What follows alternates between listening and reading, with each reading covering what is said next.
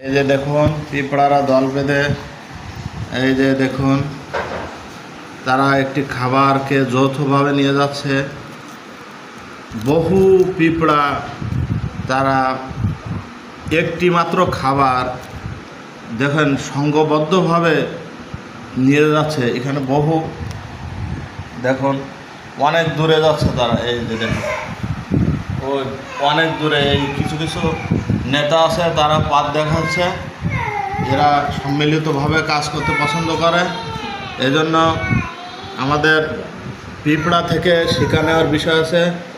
পবিত্র কোরআনে রব্বুল আলামিন এই যে পিঁপড়ার উদাহরণ দিয়েছেন সূরাতুন নামল। এই সুলাইমান আলাইহিস সালামের সময় পিঁপড়ার উদাহরণ দেওয়া আছে পবিত্র কোরআনে।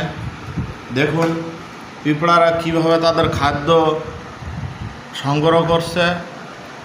আমরা মানুষ হয়ে খাবার নিয়ে অনেক কামড়াকামড়ি করি। দেখুন পিঁপড়ারা কত সুন্দরভাবে সারিবদ্ধভাবে অনেক দূরে তাদের গন্তব্যে যাওয়ার জন্য এই যে দেখুন পিঁপড়ারা কীভাবে তাদের খাবার নিয়ে যাওয়ার জন্য শৃঙ্খলাবদ্ধভাবে এগিয়ে যাচ্ছে। আমাদের পিঁপড়া থেকে শিক্ষা নেওয়া প্রয়োজন।